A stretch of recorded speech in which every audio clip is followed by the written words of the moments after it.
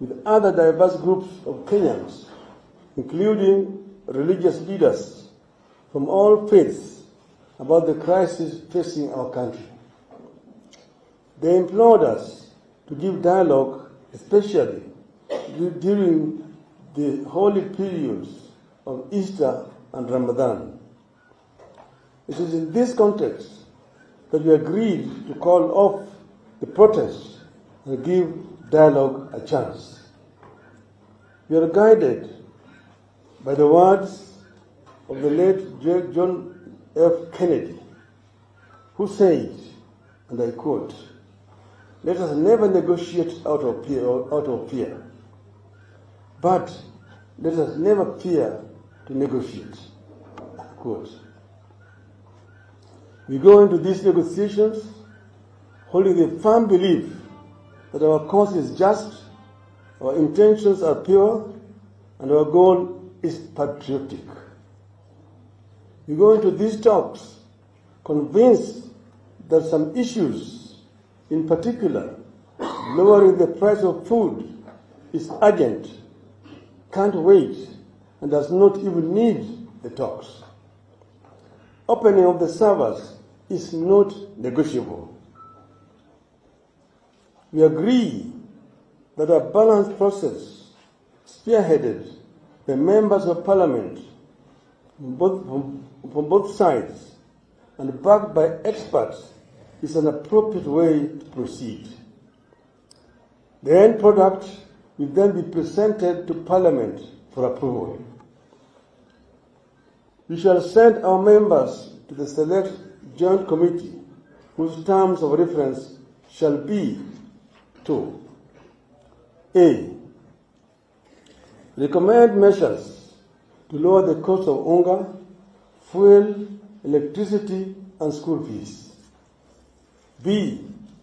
Conduct a review and forensic audit of the servers used by the IEBC before, during, and after the 2022 presidential election. C.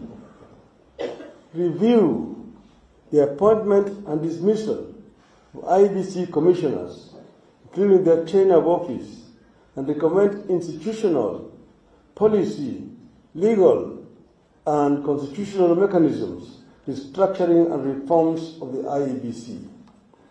D.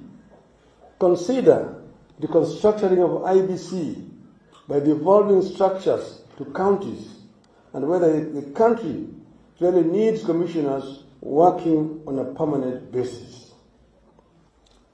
E.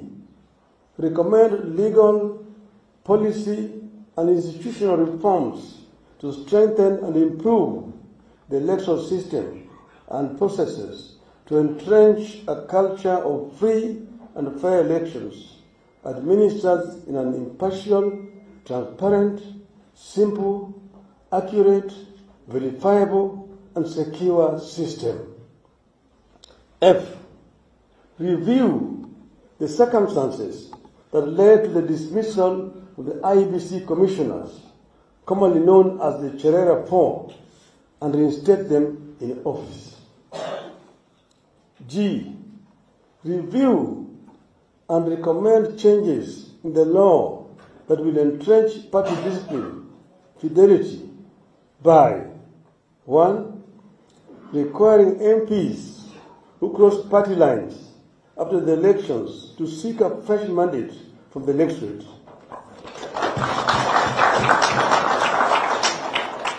And 2. To allow parties to replace nominated MPs who cross party lines.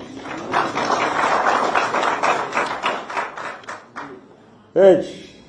Initiate legislation to address the electoral, governance, and economic gaps identified during the inquiry for consideration by the Houses as appropriate. The Joint Task Force shall present its report to Parliament within 30 days of its establishment. Finally, we reiterate 3 important points. 1.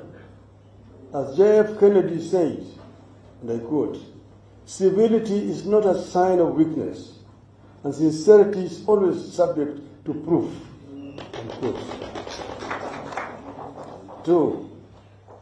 The rights to assemble, demonstrate, petition, and speak are ironclad as provided for in our Constitution.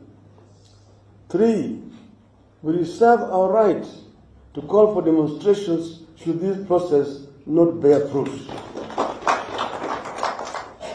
Should there be no meaningful engagement or response from Kenya Kwanza, we will not hesitate to mobilize Kenyans to demand their rights within the framework of Article 37 of our Constitution. We are driven by the concern that in spite of the 2010 Constitution, our political culture retains a winner-take-all system. This is what has clearly been demonstrated by the Oda regime. This monopoly of power, by hook or crook, by the party in the State House, can only be rectified with a thoughtful, deliberative process involving all Kenyans. We need a proper constitutional review to cure the governance defects in the 2010 Constitution and remove the last vestiges of an imperial presidency. In our dialogue with Kenya Kwanza, we'll be putting this matter on the table. Thank you, and God bless Kenya. Thank you.